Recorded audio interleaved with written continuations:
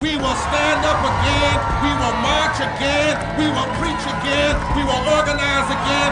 We are black, we are white, we are Latino, we are Native American, we are Democrat, we are Republican, we are independent, we are people of faith, we are people not of faith, we are natives and immigrants, we are business leaders and workers and unemployed, we are doctors and the uninsured, we are gay, we are straight, we are students, we are parents, we are retirees.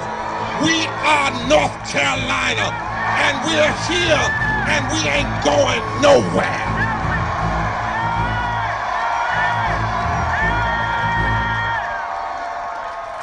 And I want to thank all of you for caring enough to take the time and having the courage to stand up, because we stand here today to bear witness to the destruction and the suffering that has been caused by the extremists in Raleigh.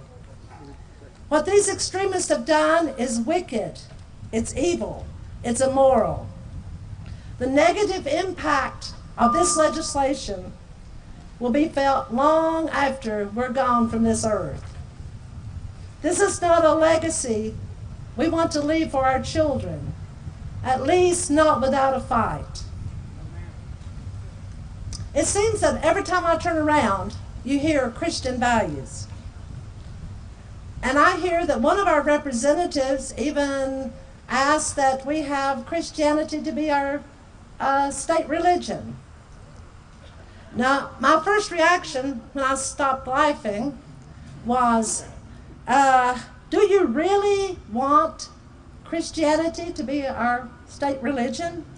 Because you know, if it is, that means you're going to have to go back to Raleigh and repeal all the legislation you've done for the last 2 years. That's right.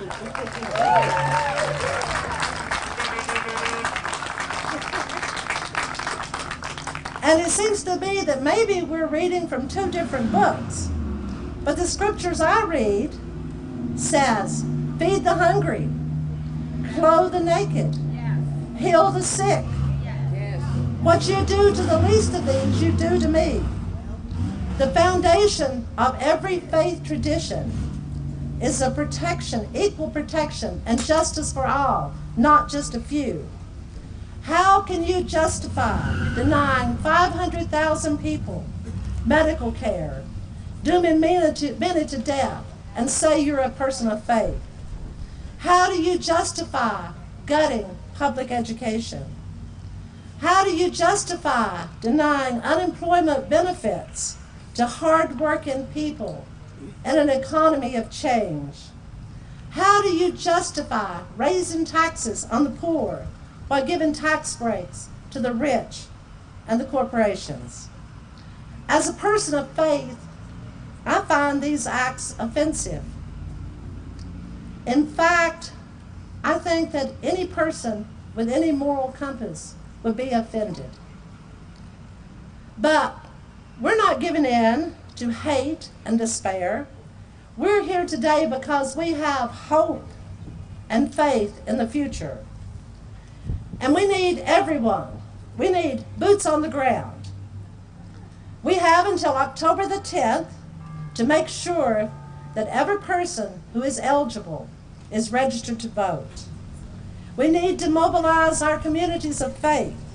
We need to work like we have never worked before to make sure that we get out the vote. We need volunteers for canvassing. We need volunteers for phone banks.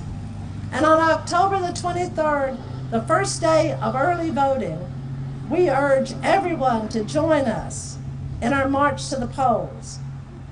Now, I want all of you to take a look around, because we are the new face of the mountains. Can't you feel the winds of change? It's here. We're here, and in the words of Dr. Barber, we're here and we're not going anywhere. And we're going to, fed up, ready to vote. Fed up, ready to vote. Fed up, ready to vote.